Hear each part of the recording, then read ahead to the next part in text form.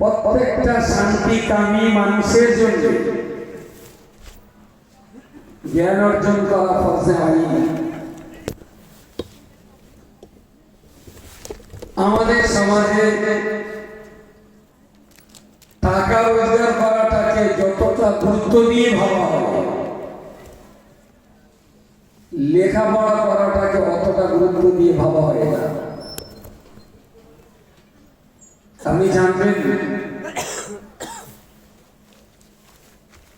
দুটো কারণে একটা সমাজ ব্যবস্থা ভেঙে চুরমার হয়ে যায়। তার একটা হলো লেখাপড়ার অভাব, আর একটা হলো টাকা পয়সার অভাব। যখনই মানুষের ভিতরে শিক্ষা থাকে না, তখনই স্বাভাবিকভাবে সেই সমাজ ব্যবস্থা আর্থিক সংকটে পড়ে। তাহলে একদিকে অশিক্ষা আর একদিকে অর্থনৈতিক সংকট। একজনের হাতে 500 টাকা দিয়ে বলবে অমুককে মেরে এসো, তো 500 টাকার লোভে আর একজনকে মেরেই বাড়ি আসবে। খুব তাড়াতাড়ি সেদিন দেখবেন বেশি না 1000-500 টাকা দিয়ে একজন আর একজনকে মার্ডার করে আসবে, মাত্র 5000 টাকা দিয়ে। কি কারণে হবে না? যখন তাদের ভিতরে লেখাপড়াও থাকবে না আর পেট চালানোর মতো পয়সাও থাকবে না। আর এই অশান্তির হাত থেকে যদি সমাজকে বাঁচাতে হয়, জাতিকে যদি রক্ষা করতে হয়, তাহলে প্রিয় রাসূলের এই হাদিসের কোনো বিকল্প নেই। তালাবুল ইলমি ফরিয়াদাতুন আলা কুল্লি মুসলিম। শান্তিকামী মানুষ মাত্রই তার জন্য ফরজে আইন হলো লেখাপড়া করা। আমরা আল্লাহ পাক রব্বুল আলামিন কোরআন শরীফের অপর একটা জায়গায় বলেছেন, হাল ইয়াস্তাবিল্লাযীনা ইয়া'লামুনা ওয়াল্লাযীনা লা ইয়া'লামুন। এই পৃথিবীর মানুষজাতি যারা লেখাপড়া শিখতে পেরেছেন এবং যারা পারেননি, এই শিক্ষিত এবং অশিক্ষিত এই দুটো সমাজ কি কখনো সমান হতে পারে?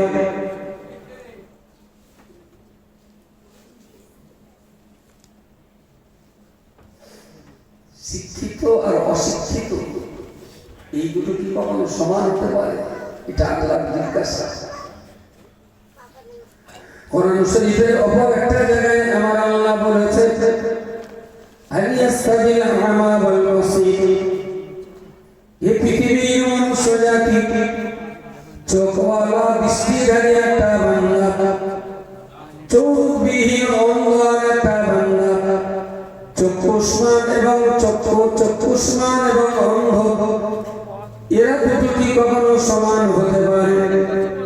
আসলে আল্লাহ পাক রব্বুল আলামিন শিক্ষিত এবং অশিক্ষিত, চোখওয়ালা এবং অন্ধ এই দুইয়ের ব্যাখ্যা দিয়ে আমাদেরকে বলে দিয়েছে। পৃথিবীর মানুষ লেখাপড়া করতে পেরেছেন যারা, ওরা হলো চোখওয়ালা মানুষের সমান, আর দুনিয়ার মানুষ লেখাপড়া যারা করতে পারেনি ওরা হলো চোখবিহীন অন্ধ মানুষের সমান। অন্ধ মানুষের সমান। এবারে যদি বলি যিনি চোখওয়ালা তিনি শিক্ষিত মানুষের মতো, আর যিনি অন্ধ তিনি মূর্খ মানুষের মতো। যদি মূল্যায়ন করা হয়, একটা অন্ধ মোটে দেখতে পায় না, মোটে দেখতে পায় না, তার হাতে একটা কলম দিয়ে বললাম, বলছি তুমি তোমার সামনে একটা লোক আছে, তো বললো কই, তোর লোকটার গায়ে হাত দিয়ে দিলাম, মাথার গায়ে সুন্দর করে হাত বসে, বুঝতে পারলো যে একটা মানুষ। তাহলে তোমার হাতে তলোয়ারটা দিলাম, লোকটাকে মার, মেরে ধরে। অন্ধর হাতে তলোয়ার দেবে। আর অশিক্ষিত মূর্খর হাতে তলোয়ার দেবে। আমি গ্যারান্টি দিয়ে বলছি, যদি তলোয়ার চালায়, যার চোখ নেই এই লোকটা লাগে, যার চোখ আছে কিন্তু মূর্খ ও আগে তলোয়ার চালিয়ে দেবে। আমার কথা বলে অন্য লোক তো এ সহজে তলোয়ার চালাবে। ইস, আমি তো অন্য আর একটা মানুষ মেরে খুন করবো, ও মারতে চাইবে না। আর যে মূর্খ ও চালিয়ে দেবে। আসলে যার চোখ আছে কিন্তু অক্ষর চেনে না, আর যার চোখ নেই অক্ষর দেখতেই পাই, এই লোকটার চেয়ে আগের লোকটা সমাজের জন্য বেশি ভয়ঙ্কর। কিন্তু আমার সমাজ সেটা বুঝতে চায় না।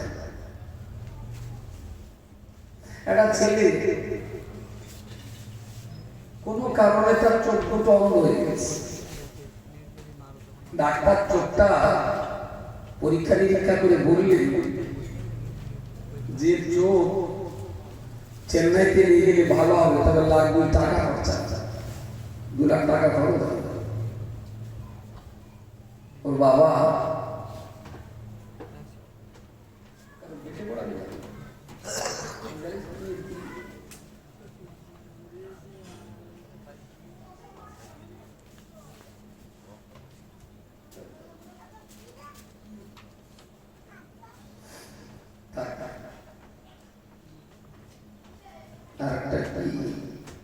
তো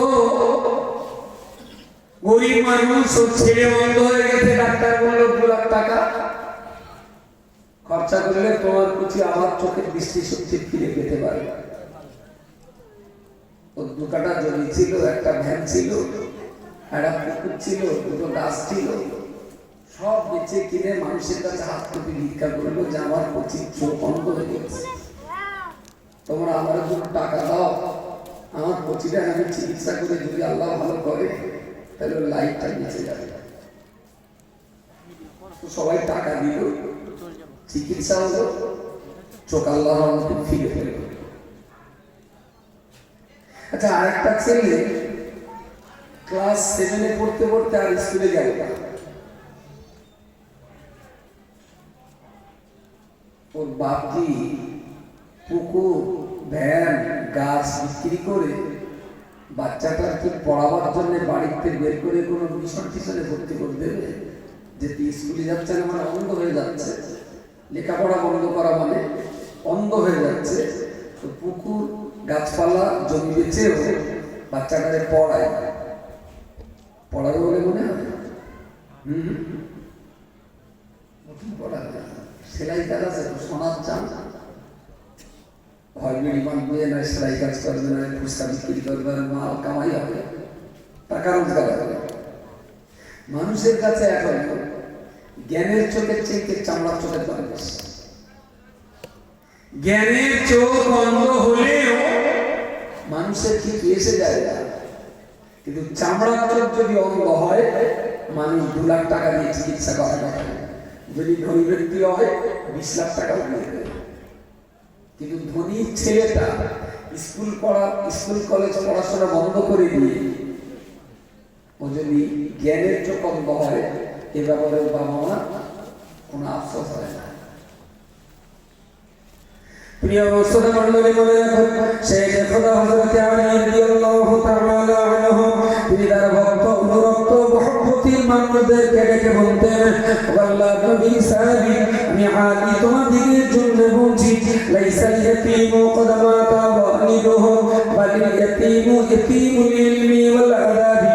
হযরত আলী বর্ণনা করে বলেছেন, আমি আমার জ্ঞানের দূরদৃষ্টি দিয়ে ভাবনা চিন্তা করে দেখেছি যে বাচ্চা ছেলেটা, যে ছেলেটা, যে মেয়েটা তার বাপ এবং মাকে হারিয়ে ফেলেছে, ওই ছেলেটা, ওই মেয়েটা প্রকৃত অর্থে এতিম নয়, বালি ইয়াতীমু ইয়াতীমুল ইলমি ওয়াল আদাবি।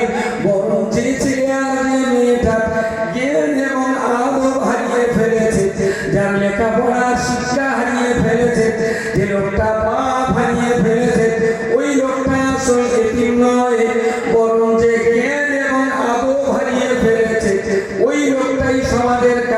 আসল এতিম, বলে বাপ মা হারা ছেলে আসল এতিম না, শিক্ষা দীক্ষা জ্ঞান আদব হারানো ছেলেটাই এই হলো আসল। আমি কথাটা নিয়ে অনেক ভাবনা চিন্তা করে দেখলাম যে বাপ মরলে এতিম হয় না, জ্ঞান মরে গেলে এতিম হয়। হযরত আলী ঠিকই বলেছেন, যদি জ্ঞান মরে যায় তখনও প্রকৃত এতিম হয়, বাপ মরলে এতিম হয় না। কত গভীর কথা বললেন। আসলে বাবা মাকে বলার অভিভাবক গার্জেন, তো বাবা মা সন্তানকে পরামর্শ দেয়, এইটা করো বা এটা করো না, এইটা খাও বা এইটা খেও না, এই পথটায় চলো না, এই কাজটা করো না, এই পরামর্শগুলো অভিভাবকরা দেয়। কিন্তু জ্ঞানের অভাবে অভিভাবকও কখনো কখনো সন্তানকে ভুল পথে চালিত করে। জ্ঞানের অভাবে যেমন আমাদের সমাজে অনেক অভিভাবক আছে যারা 4, 5, 6 পড়া বাচ্চাগুলোকে স্কুল বন্ধ করে দিয়ে টাকা রোজগারের পথে দিয়ে দিয়েছে। আচ্ছা, যে সমস্ত বাপগুলো বাচ্চাদের পড়াশোনা বন্ধ করে কাজে লাগিয়ে দিয়েছে, এই বাপগুলো বাচ্চাগুলো কি ঠিক পথে চালিত করছে? ঠিক পথে কেন ভুল পথে চালাচ্ছে? না বাপের জ্ঞানের অভাব, বাপের শিক্ষার অভাব, বাপের ইলম আর আদবের অভাব। তো জ্ঞানের অভাব হলে বাবা তার সন্তানকে ভুল পথেও চালাতে পারে, আর জ্ঞান ঠিক থাকলে বাবা তার সন্তানকে ঠিক পথে চালাবে। এখন বাপ যদি মরেও যায় আর বাচ্চাটার যদি আদব আখলাক আর জ্ঞান যদি ঠিক থাকে, তাহলে যে সন্তানকে বাবা চালাতো সেই সন্তান এখন নিজের জ্ঞানের উপরে ভর করে নিজেই চালিত হবে। বলুন সকলে সুবহানাল্লাহ। এই জন্য হযরত আলী বলেছেন, লাইসাল ইয়াতীমু ক্বাদ মাতা ওয়ালিদুহু, যার বাবা মরেছে সে আসল এতিম না, বলেন ইয়াতীমুল ইলমি ওয়াল আদাবি, বরং প্রকৃত এতিম হলো সেই ছেলেটাই যার জ্ঞান এবং আদব মরে গেছে। যার জন্যই রাসূলুল্লাহ হযরত আলীকে বলেছিলেন, আনা মাদিনাতুল ইলমি ওয়া আলী বাবুহা, আমি নবী হলাম জ্ঞানের শহর, আর হযরত আলী হলেন সেই শহরের দরজা। আরো একবার বলেন সুবহানাল্লাহ। তাহলে আলীর জ্ঞানের কত গভীরতা না থাকলে নবী আলীকে এই কথাটা বলতেন যে আলী হলেন জ্ঞান শহরের দরজা। সেই আলী বলেছেন, বাপ মা বললে বাচ্চা এতিম হয় না, জ্ঞান আর আদব মরে গেলে তখনই বাচ্চা এতিম হয়ে যায়, তাকে আর পরিচালনা করার কথা। আমরা সবাই জানি নেড়ুলির মতো এক পাড়া গাঁয়ের ভিতরে এই অস্তিত্বটাকে কেন্দ্র করে আমরা ধীরে ধীরে ধীরে ধীরে একটা সুন্দর সমাজ আমরা আশা করছি, সুন্দর একটা সমাজ আশা করছি। শুধু দায় সারা দুটো বাচ্চাকে পড়িয়ে জিন্দাবাদ দিয়ে ছেড়ে দেওয়া নয়, বরং দায়িত্ব আর দায়বদ্ধতার সাথে বাচ্চাদের পিছনে মেহনত করে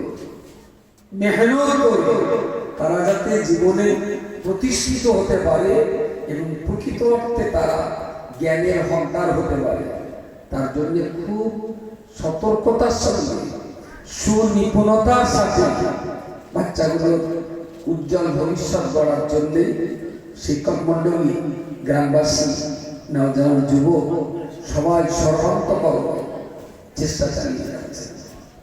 এবং আল্লাহর রহমতে আমি যতদূর জানি গ্রামটা গত 4 বছর আগে যাচ্ছিল, 4 বছর আগে যাচ্ছিল, আর আজকে যা আছে তাতে কি আপনার মনে হয় 4 বছর আগে যে জায়গায় ছিল আমাদের গ্রাম তার চাইতে আরো 200 হাত পিছিয়ে গেছে? এরা কি মনে হচ্ছে? আমি কি ভাবতে পারি যে 4 বছর আগে যে জায়গায় গ্রাম ছিল তাছাড়া এখন 40 হাত সামনে এগিয়েছে, সামনে এগিয়েছে। আজ থেকে 5 5 বছর আগে গ্রামে ঢুকলে যদি দুটো বাচ্চা সালাম করতো, আলহামদুলিল্লাহ এখন 20টা বাচ্চা সালাম করছে। সালাম আসসালামু আলাইকুম, আল্লাহ আপনার উপরে শান্তি বর্ষণ করুন, আপনার উপরে শান্তি বর্ষণ করুন। আচ্ছা, দিলীপ ঘোষের সঙ্গে যদি কখনো দেখা হয়, সামনাসামনি বলতে পারবেন দিলীপ কাকা আল্লাহ তোমার উপর শান্তি বর্ষণ করুন, বলতে পারবে? কারণ ও দেখতে এমনি মাথায় রক্ত দেয়। কিন্তু আমি সবার জন্য শান্তি চাইতে না পারলেও শান্তি কামী যারা মানুষ, যারা শান্তির কামনা করে,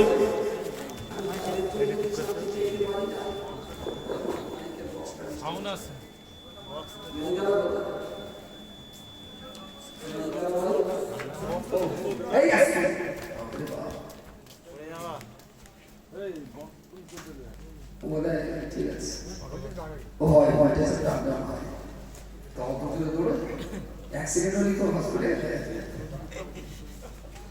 তো এই যে সালাম স্বাভাবিকভাবে মানুষ, দুটো মানুষের ভিতরে ঝগড়া, শত্রুতা, হিংসা, বিদ্বেষ এসব কিছুকে জাগিয়ে পুড়িয়ে সাকার করে দেওয়া যায় সালাম দিয়ে। দেখবেন একটা লোক আপনার উপর বিরাট রাগা লেগে আছে, কোনো কারণে লেগে আছে, সামনাসামনি দেখা একটু সালাম করবেন, বা ওইটা গুলি আপনার ঘাড়ে, আপনি কারোর উপরে বেশ চড়া লেগে আছেন। এখন রাস্তার টার্নিং করেছেন, হঠাৎ লোকটা সামনে দাঁড়িয়ে বললেন আসসালামু আলাইকুম, ভাই ভালো আছেন? যতটা রাগ ছিল সালাম করার পরে সেই রাগ বাড়বে না করবে, খুব স্বাভাবিক। তো সামাজিক শান্তি বজায় রাখতে গেলে সালাম নেওয়া দেওয়ার একটা বিরাট প্রভাব আছে, বিরাট প্রভাব আছে। সমাজে অশান্তি, ঝগড়া, বিদ্বেষ, হিংসা অনেকটাই হয়ে যায়। তার একটা আধ্যাত্মিক কারণ হলো, আপনি যে আমাকে বললেন আল্লাহ তোমার উপরে শান্তি দান করুন, আমি যে ঘুরিয়ে আবার বললাম আল্লাহ তুমি এর উপরেও শান্তি দান করো, এই যে একজন আর একজনের জন্য শান্তি চাওয়াচাওয়ি হচ্ছে, এতে আল্লাহ সন্তুষ্ট হন যে আমার বান্দারা ওরা একে অপরের জন্য আমার কাছে শান্তি চাইছে। বলুন সকলে সুবহানাল্লাহ। তো আল্লাহ তখন স্বাভাবিকভাবে বান্দাকে কিছু শান্তি দেন।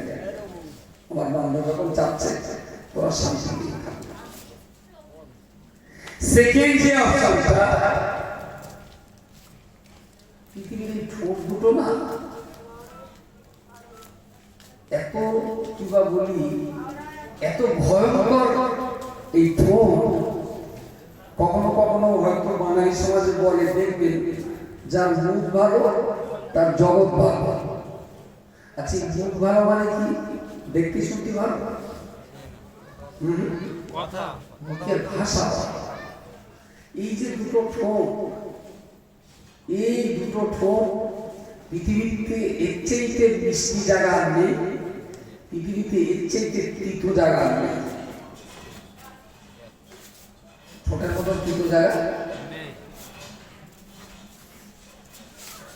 আসলে এই দুটো ঠোঁট দিয়ে যদি কাউকে ভালোবাসায় সম্বোধন করে, কঠিন শত্রু ও বন্ধু হতে পারে। আর এই ঠোঁট দুটো দিয়ে যদি তিতো ভাষা বার করে, খুব কাছের বন্ধু এক নিমিষে শত্রু হয়ে উঠতে পারে। কাশ্মীরের মেয়ে, বাংলার ছেলে, দুজনের প্রস্তাব দিল, দিয়ে ও গ্রহণ করলো প্রস্তাব। ঠোঁট দিয়েই বলল, দুটো দুই প্রান্তের মানুষ এক জায়গায় মিলেমিশে একাকার হয়ে গেল। আবার এই ঠোঁট দিয়েই তয়কার বা একার ক বিয়ে করার সময় যখন কবুল বলে তখন তো ঠোঁট দিয়ে বলে, আর ছেড়ে দেওয়ার সময় যখন তালাক বলে তখন কি বাঁচাবে বলে তালাক, সেও ঠোঁট। পৃথিবীর সবচেয়ে সেরা মিষ্টির জায়গা হলো এই ঠোঁট।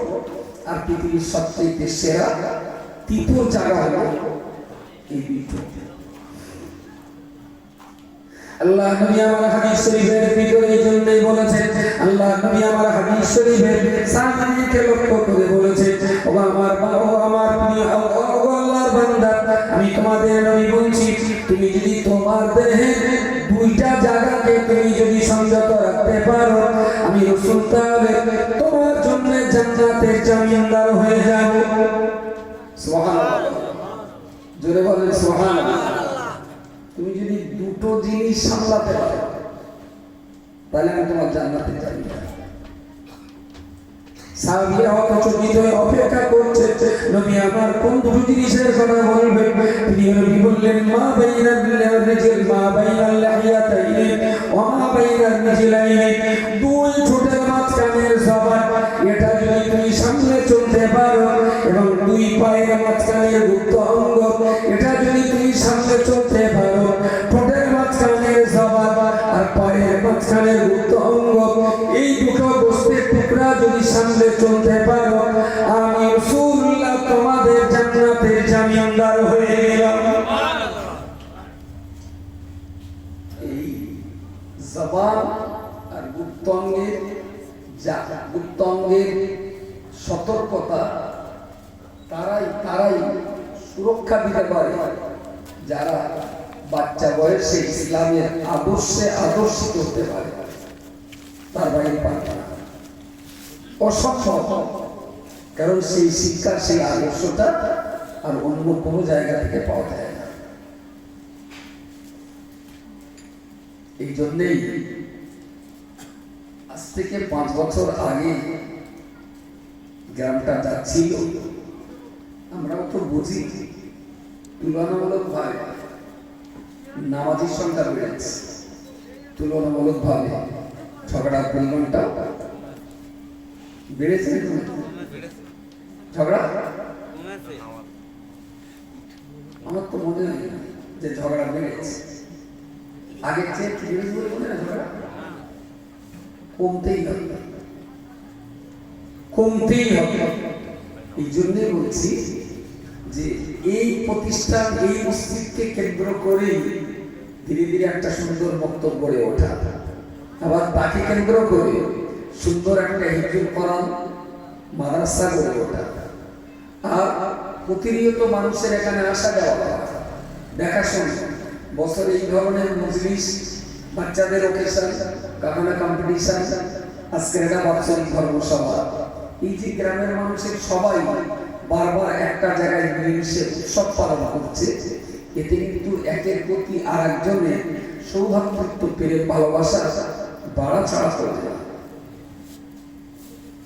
আর এই জিনিসগুলো কখনোই মিসফায়ার হয় না, কারণ যে কোরআন নিয়ে আমরা এখানে খেলা করি, সেই কোরআনটায় কোনো মিসফায়ারের সূত্র নেই।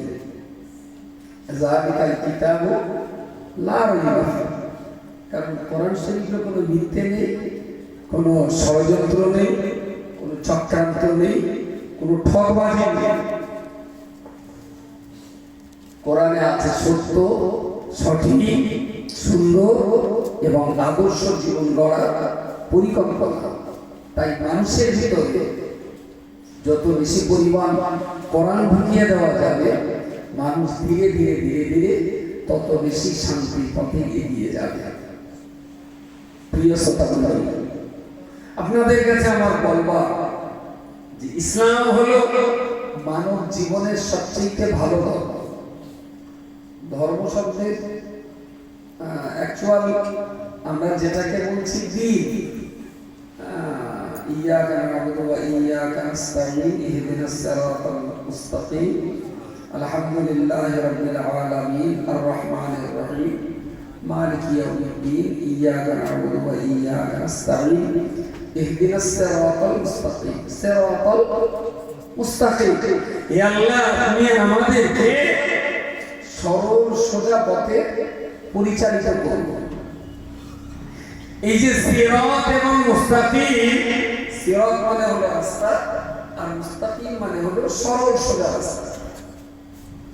এই সরল সোজা রাস্তাটা কি বলা, রাস্তাটাই হলো ইসলাম। আর আমরা যেটাকে বলি দ্বীন ইসলাম, তার বাংলা অর্থ বলি যে ইসলাম ধর্ম, আরবিতে বলে দ্বীন আর বাংলায় বলে ধর্ম। এখন ধর্ম শব্দটা যদি একটুখানি ব্যাখ্যা করেন, ধর্ম, পরবর্তীকালে বাংলা ব্যাকরণবিদ যারা তার ওই ধর্মটা একসঙ্গে জুড়ে দিয়ে ধর্ম শব্দ লিখলেন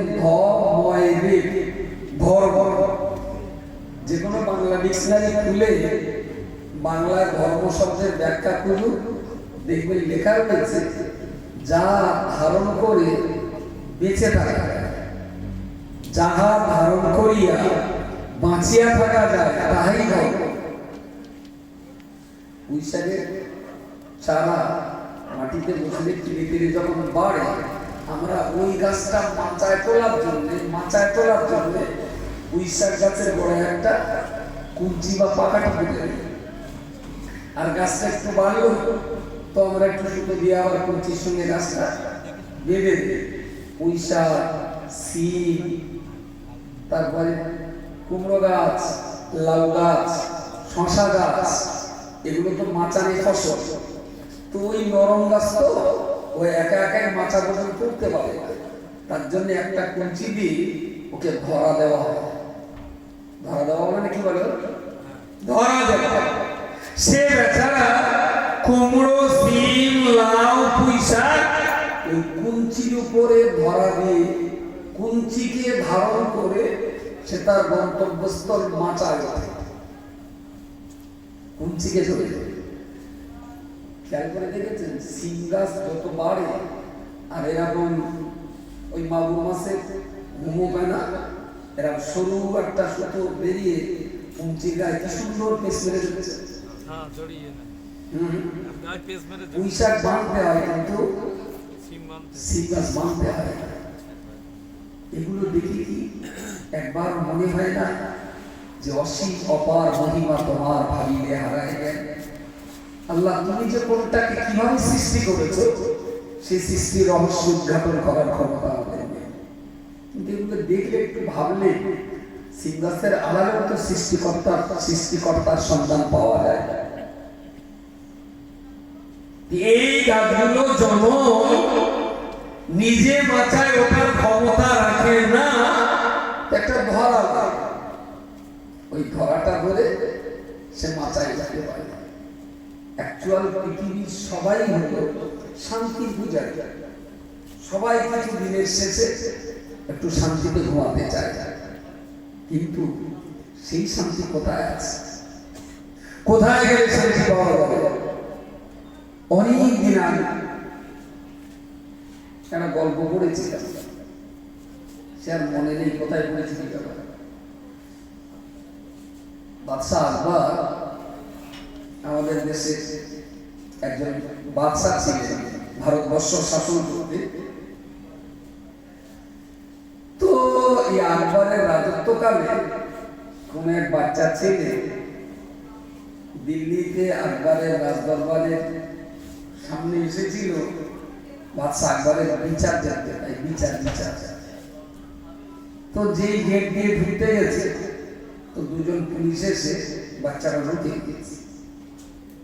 বলছি কি বাবা? বলে আমি শুনেছি আমাদের দেশের এই বাদশাহ জাহাপানা আকবর খুব ভালো বিচার করে, দারুণ বিচার করে। আমার একটু ইচ্ছা হয়েছে যে আমি সচক্ষে একটু বাদশাহ আকবরের বিচার দেখতে। তা পুলিশ বললে বাদশাহ আকবরের বিচারালয়টাই কি সার্কাস, যে কেউ দেখতে পারবে? ও নিজের সার্কাস সারা বলে আমি শুনেছি খুব ভালো বিচার করে, আমি কোনার বিচার দেখতে পারি। পুলিশ বললো কখন না, পারমিশন চলো কিন্তু। তো বেচারা হাজার চেষ্টা করে কোনো মতেই ভিতরে ঢুকতে পারবো না। গেটের বাইরে এক জায়গায় মন খারাপ করে চুপচাপ বসে আছে একজন বৃদ্ধ মানুষ। এই বাচ্চাটার চেহারা খারাপ দেখে ওর তোর একটু জিজ্ঞেস করিস খোদা তোর কি হয়েছে বলছে তোর মন মতি খারাপ, এখানে মন টন খারাপ করে বসে আছিস। তো বলছে চাচাজি আমি এসেছিলাম বাদশাহ আকবরের বিচার দেখাতে।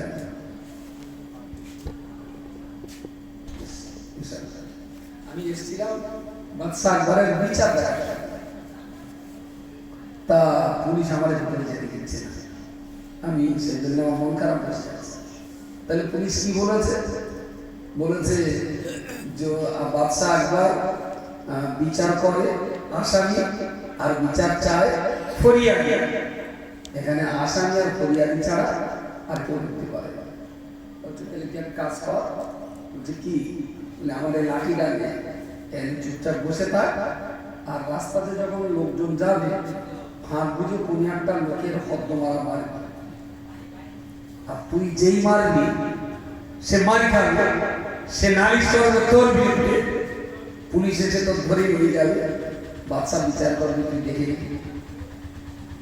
তা তো খারাপ কথা, কেন লাঠিটা ধরে চুপচাপ বসিয়ে আছে, কিন্তু মারার মতো নাই পাচ্ছে না। যে বুড়ো খুব যুক্তি দিয়েছিল অনেক সময় পরে সেই বুড়ো আবার ওই রাস্তাতে ফিরছিল, আর এও মৌকা পেয়ে সেই লাঠি নিয়ে বুড়োর গাড়ি ধুমধাম দু চারটে চালাচল করতে পড়ে গেছে, তারপরে সমানে বাড়ি চালাচ্ছে। ও তো বাবা দিচ্ছি মালিকছি গলা ছেড়ে যে কাঁদছে, পুলিশে ধরে ফেলেছে, ধরে ওর দুটোই ধরে একদম সুটাম বাচ্চা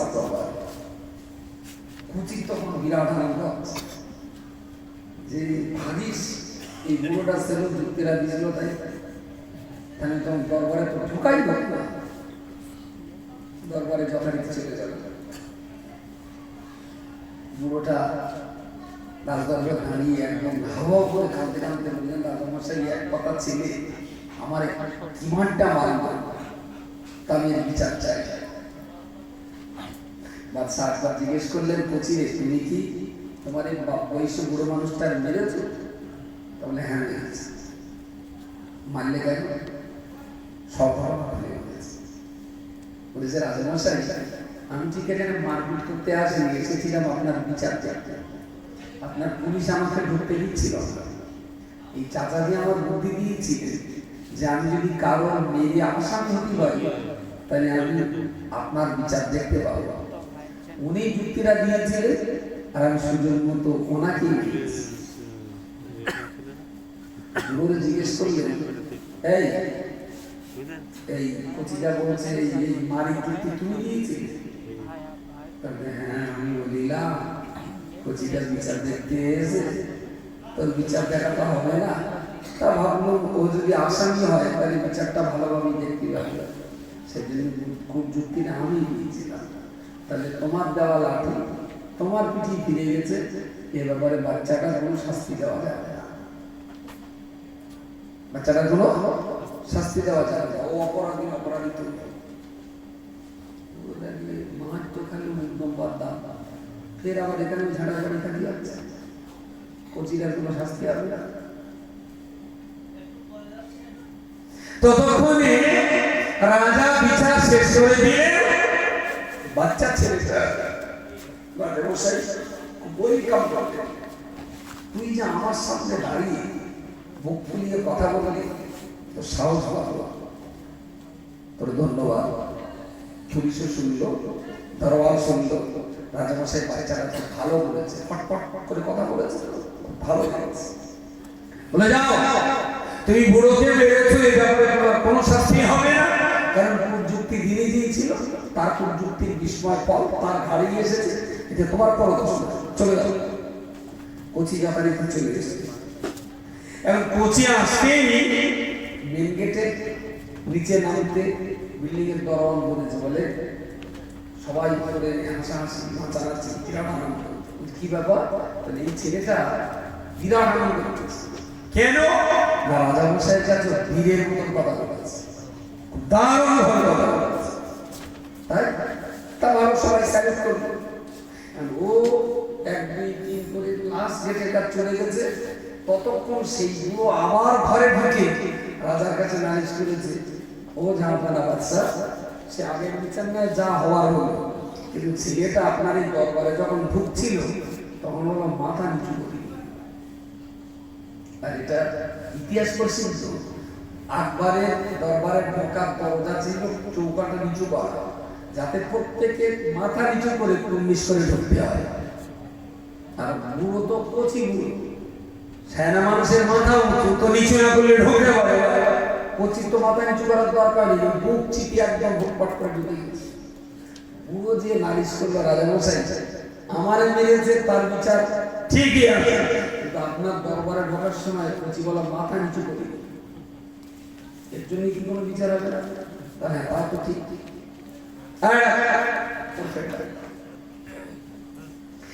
পুলিশ যখন সামল নিয়ে চলে গেছে, ও তখন 3 নম্বর গেটে বলে রাজামশাই তোমার দেখেছে।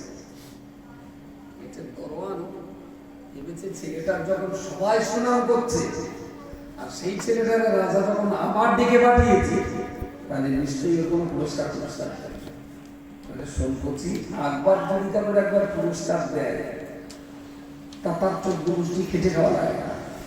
তা তুই ছেলে মানুষ এত পুরস্কার নিয়ে কি করবি? তার যে ঝাড় করলে হবে, তার যেন আমাদের কিছু দিস, তাহলে ঠিক আছে। যে গেটে যায় বলে গেটে চোর চললে তো এতক্ষণ কি কথা হচ্ছে? তবে রাজমশাই আমার দেখেছে রাজা নাকি আমার পুরস্কার দেবে, তোরা 4 চলো, তোদের বলে দিয়েছি, ওদের কিছু করবো বলছি। তাহলে ওরা যদি পায় আমরা পাবো না, আমাদের কিছু দিন তো হ্যাঁ বলতে বলতে যে যা বলেছে সবার বলে হ্যাঁ। রাজদরবারে যখন ঢুকেছে সেই মানুষ, ও মাথা নিচু করে একদম কটপট করে পুরো বাচ্চা একবারের সামনে রাজা নিজেও দেখলো যে কোনো রকম মাথা নিচু করা কুর্নিশ করা কিছু করি। বাচ্চাটা আমার ওই ছেলেটাকে ডেকে বললে, তুমি আমার দরবারে ঢোকার সময় তুমি জানতে পারোনি, বুঝতে পারোনি, তুমি কি জানো না, তুমি কি বোঝো না? এটা বাদশা আকবরের রাজদরবার।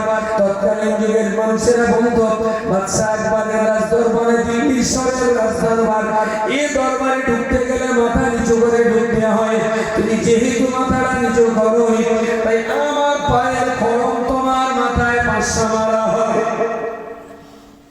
মাথা নিচু করোনি মানে জুতোর বাড়ি 500 তোমার পাওয়া। এই চালা তোমার সব জুতোর বাড়ি। এক কথা ছেলে মাথা নিচু না করে হুটপাট করে আমার দরবারে চালা বাড়ি 500 জুতোর বাড়ি। সেই জুতোর বাড়ি মারতে গেছে যারা দেখা যায়, সে আপনার যদি করার জন্য যদি আমার জুতোর বাড়ি থাকে হয়তো আমার খাবো, কিন্তু একটা পছন্দ হয়ে গেছে। বলে কি, তাহলে যখনই দুবারে ডেকেছিলেন আসছিলাম, ওরা আমার কাছে চেয়ে যে তুই যা পাবি একা কি করবি, তাই বলে তুমি তোর গাও কিছু করবো। রাজমাস বলে ডাক্তার একদম 3 নম্বর গেটের ভিতর রঙে আছে, বলছে কিছু এরকম চা পাওয়ার কিছু। হ্যাঁ আমরা আস্তে আস্তে বললাম, তো বললো দেব। ওরা মনে করতে বলে ছেড়ে দেবো বলে এখানে তো অস্বীকার করতে যায়।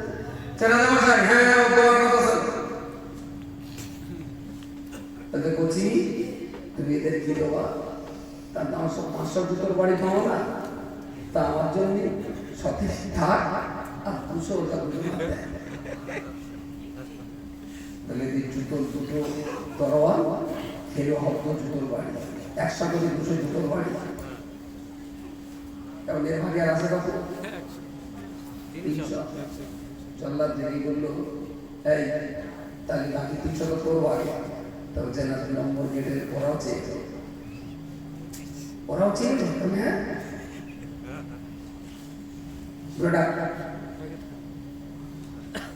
कुछ আমার সাথে জবাব দিয়ে বলল, ও বাচ্চারা পানা, এরা দুইজন সেকেন্ড গেটের দরওয়ান ছিল, এরা আমার কাছে দাবি করলো। আমি বলেছিলাম ঠিক আছে, আমার সাধ্যমত আমিও তোমাদের কিছু দেব। ওরা বিরাট আনন্দ করেছিল। আমার ভাই যখন 300 জুতোর বাড়ি রয়েছে, এই 300 জুতোর বাড়ির ভিতরে আমার জন্য 100 রেখে দিন, আমি জুতোর বাড়ি বাকি 200 এদেরকে দান করে দিলাম। চালাও জুতোর বাড়ি। ওরাও বলো কি ওর ভাগে আছে কত? বলে 100 তো দিতেই হবে। হ্যাঁ, কিন্তু রাজা খুব কাছের একটা লোক যে আমার নিয়ে আসছিল, ও কানে কানে বলল সব জায়গায় আমার কিছু তাই কিছু তোমার কিছু সেটা কেনা যারা জমশাই একটা ও আমার ঘুরে আনছিল আর বলছিল যে দাদা তোর মনে হচ্ছে অনেক কিছু দিয়ে দে। আমি বলছি ওর কিছু তা আমার তো 100 আছে, একটা আমার জন্য থাক না মিটের চাল করতো। প্রিয় শ্রোতা মণ্ডলী, মনে রাখো না আমি এত রাত্রিবেলা গল্প শোনাবার জন্য বসি। আসলে আমার বলার বিষয়বস্তু পৃথিবীর মানুষ শান্তি চায়, পৃথিবীর মানুষ শান্তি চায়। এই শান্তি মানুষ কার কাছে চাইবে? এই শান্তি মানুষ কার কাছে আশা করতে পারে? শান্তি পাওয়ার জন্য এই ভিখারি বান্দা কার কাছে চাইতে পারে? আসলে যার কাছে আপনি শান্তি চাইবেন, প্রথমে আপনাকে ভাবতে হবে যার কাছে শান্তি চাইছেন তার ঝোলায় শান্তি আছে না অশান্তি আছে। যার কাছে আপনি অর্থ চাইছেন তার কাছে অর্থ আছে না লোকটা ভিখারি। যার কাছে আপনি আলো চাইবেন, চাওয়ার পূর্বে আপনাকে ভাবতে হবে এর ঝোলায় আলো আছে না অন্ধকার আছে। যার কাছে আপনি নীতি চাইবেন, চাওয়ার পূর্বে ভাবতে হবে এর ঝোলায় নীতি আছে না দুর্নীতি আছে। আপনি তো চাইবেন শান্তি, তো শান্তিটা চাওয়ার আগে ঝোলাটার খবর নিয়ে দেখুন ঝোলায় কি আছে। আপনি চাইবেন শান্তি আর ঝোলায় যদি থাকে অশান্তি, এই রাজদরবারের দরবারেরা কিন্তু শান্তিটাই চেয়েছিল, কিন্তু আগে ভেবে দেখে এই জীবন নসিবে শান্তি হবে না অশান্তি হবে। চাইবে শান্তি, মিলল জুতোর বাড়ি। তো কারোর কাছে কিছু চাইতে গেলে আগে ভেবে দেখতে হবে ঝোলায় কি আছে, কোথায় শান্তি চাইবে। কেউ আপনাকে বলছে মার মুখে আগুন দিলে তুমি জান্নাত পাবে, কেউ আপনাকে বলছে না না মায়ের পায়ের তলায় জীবন তোমার কোরবানি করে দাও তবে তুমি জান্নাত পাবে। বলুন সকলে সুবহানাল্লাহ। এখন আপনাকে ভাবতে হবে মায়ের মুখের আগুনের ভিতরে শান্তি না মায়ের পায়ের তলায় আমার আছে, এটা আপনাকেই ভাবতে হবে। আপনাকেই ভাবতে হবে যে পৃথিবীতে যত ধর্ম বর্ণ গোষ্ঠী আছে তার ভিতরে আপনাকে শান্তি দেওয়ার মতো একমাত্র যোগ্যতা যদি থাকে তো আল্লাহর দ্বীন ইসলাম আর প্রিয় নবী মুহাম্মদুর রাসূলুল্লাহ সাল্লাল্লাহু আলাইহি ওয়াসাল্লাম, এই ছাড়া আর আপনাকে শান্তি দেওয়ার মতো কোনো থিওরিও নেই, কোনো ব্যক্তিত্বও নেই। তাই যদি আপনার শিশু বাচ্চাটা সবে বাড়া শুরু হয়েছে, ঠিক তার কাছে যদি আপনি ইসলামের একটা কুঞ্চি বসিয়ে দিতে পারেন, তাহলে ওই কুঞ্চিটার উপরে ধারণ করি ওই বাচ্চাটা একদিন শান্তির স্বর্গ জান্নাতের মাচায় উঠে যেতে পারে। বলুন সকলে সুবহানাল্লাহ। আমাদের এই কর্মকাণ্ড হলো কচি বাচ্চাগুলোকে ধরা দিয়ে দিয়ে মাচায় ফেলে দেওয়ার চেষ্টা চালিয়ে যাওয়া। আমার কথা বোঝা গেছে? এত আত্মরসতা নিয়ে কথা বলা আমার চরিত্র, শুধু নিরুলি বলে খানিক সময় চলতো। আর এই যদি সবার অবস্থা হয় তাহলে সামনের বছর থেকে সভা বন্ধ করতে হবে। প্রত্যেকটি দিনের বেলা আমাদের 25 দিনের যে অনুষ্ঠান হয় আলহামদুলিল্লাহ অনেক ভালো, অনেক হ্যাঁ দিনের বেলা আমি 5 মাসে করবো, 6 মাসে করবো। তো যাই হোক রাত 11:30 আর আমার মনে হয় যদি রাত্রি যে করতে হয় 10টা-11টা শেষ করে যায়। মানুষের মন মানসিকতা ভৌগোলিক অবস্থান ভালো থাকলে না বলতে ভালো লাগে, শুনতে ভালো লাগে। আর পারিপার্শ্বিক অবস্থা, কষ্ট, দেহের যন্ত্রণা, অস্বস্তিকর পরিবেশ থাকলে না ভালো কথাও ভালো লাগে না। যাক আমার আলোচনা শেষ।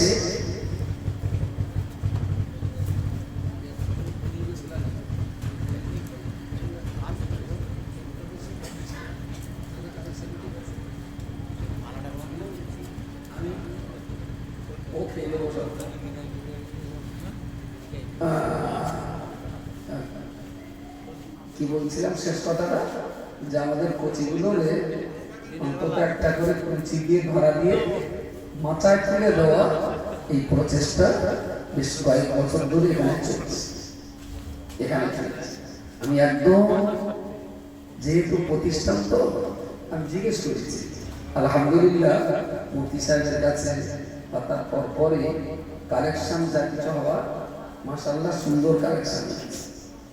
মানুষ এই কাজের জন্য না স্বতঃস্ফূর্তভাবে খুব হেসে গেলে দেয়। মেয়েরা খুব ভালো পয়সা আমাদের এই কর্মকাণ্ডে তারা সাহায্য করে। আমরা গর্বিত, আমরা আনন্দিত, আমরা উৎসাহিত। কিন্তু এরপরেও যেহেতু এটা একটা দিনের প্রতিষ্ঠান,